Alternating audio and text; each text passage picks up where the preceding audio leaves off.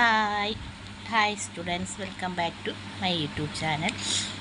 Economics പരീക്ഷ എളുപ്പമായിരുന്നു. ഞാൻ ഇട്ടിരുന്ന ക്വസ്റ്റ്യൻ്റെ ഒരു മുക്കാൽ ഭാഗത്തോളം വന്നിരുന്നു. എല്ലാവരും കമൻറ്റൊക്കെ ഇട്ട് പറഞ്ഞായിരുന്നു. അതുപോലെ അക്കൗണ്ടൻസിയിൽ ഷുവർ ക്വസ്റ്റ്യൻസ്, അത് ഇതുവരെ ചോദിച്ചിട്ടുള്ള ക്വസ്റ്റ്യൻസാണ് ഷുവറായിട്ട് വരുന്നത്. ഇത് ഇത്രയും പഠിച്ചുകൊണ്ട് പോയാൽ തന്നെ ഏകദേശം ഒരു 45 എബോവ് മാർക്ക് വാങ്ങാൻ പറ്റും. അപ്പോൾ ഫസ്റ്റ് ഞാൻ ചാപ്റ്റർ ബേസ് ഇട്ടിട്ടില്ല, അല്ലാതെയാണ് ഇട്ടിട്ടുള്ളത്. Difference between fixed capital and fluctuating capital ഞാൻ നോട്ട് തന്നിട്ടുള്ളതാണ്, അത് പഠിച്ചോളണം. ഒരു 4 ഡിഫറൻസ്. അതുപോലെ difference between dissolution of partnership and dissolution of ഫേ, അതും വരും.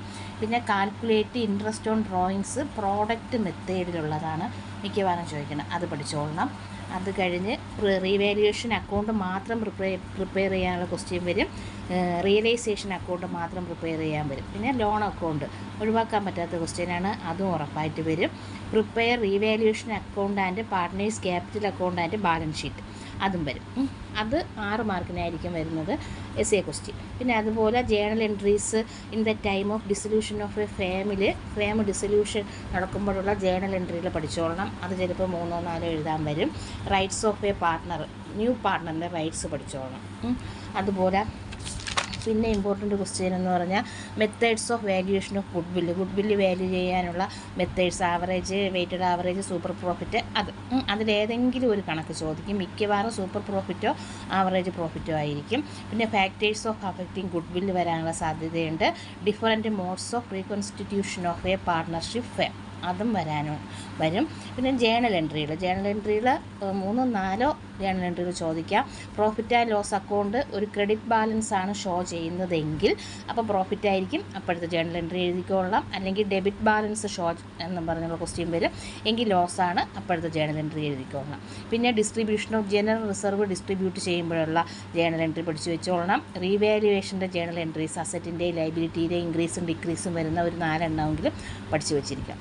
പിന്നെ ട്രീറ്റ്മെൻറ്റ് ഓഫ് ഗുഡ്വില്ലിൻ്റെ സമയത്ത്, അതായത് ഗുഡ്വില്ല് കൊണ്ടുവരുമ്പോഴുള്ള ജേണൽ എൻട്രി, ഗുഡ്വില്ല് ഫുള്ളായിട്ട് എടുത്തുകൊണ്ട് പോകുമ്പോഴുള്ള ജേണൽ എൻട്രി, ഹാഫായിട്ട് ഗുഡ്വില്ല് എടുത്തുകൊണ്ട് പോകുമ്പോഴുള്ള ജേണൽ എൻട്രി, പിന്നെ എന്തോന്നാണ്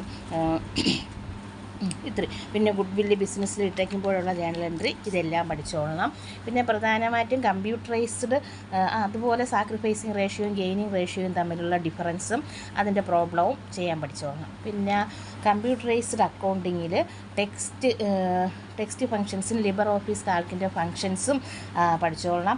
ഏതൊക്കെ രീതിയിലുള്ള ടെക്സ്റ്റ് ഫങ്ഷൻസ് ഉണ്ടെന്ന്, പിന്നെ ചാർട്ടിൻ്റെയും ഗ്രാഫിൻ്റെയും advantages, different types of codes that used in computerised അക്കൗണ്ടിങ്ങിൽ ഉപയോഗിക്കുന്ന കോഡുകൾ പഠിച്ചോളണം. ഫങ്ഷൻസ് ഓഫ് സ്പ്രെഡ്ഷീറ്റ് പഠിക്കണം. 3 ഓബ്ജക്റ്റ്, ലിബർ ഓഫീസ് കാൽക്കിൻ്റെ 3 ഓബ്ജക്റ്റ്. പിന്നെ എന്തെങ്കിലും write in it uses of pivot ടേബിളിൻ്റെ 2 യൂസസ്, ഫീച്ചേഴ്സ് ഓഫ് കാസ്, പിന്നെ ഫീച്ചേഴ്സ് ഓഫ് JNU കാക്ക പഠിച്ചോളണം. ഇത് ഇത്രയാണ് ഒരുപാട് വർഷങ്ങൾ കൊണ്ട് ഇമ്പോർട്ടൻ്റ് ആയിട്ട് ചോദിക്കുന്ന ക്വസ്റ്റ്യൻ. ഇത് ഇത്രയും നല്ലപോലെ പഠിച്ചാൽ തന്നെ ഒരു 45 എബോവ് മാർക്ക് സ്കോർ ചെയ്യാൻ പറ്റും.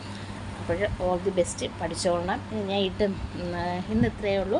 നാളെ വേറെ പ്രോബ്ലം കിട്ടിയത്, ലോൺ അക്കൗണ്ടിൻ്റെ പ്രോബ്ലവും റിയലൈസേഷൻ അക്കൗണ്ടിൻ്റെ പ്രോബ്ലവും, അതും കൂടെ അല്ലേ ഉള്ളൂ. ചിലപ്പോൾ റിയലൈസേഷൻ അക്കൗണ്ട് പ്രിപ്പയർ ചെയ്യാൻ 3 മാർക്കിനും ചോദിക്കുക, 6 മാർക്കിനാണെങ്കിൽ realisation account, capital account, cash or bank account, അത്രയും പ്രിപ്പയർ ചെയ്തോളണം.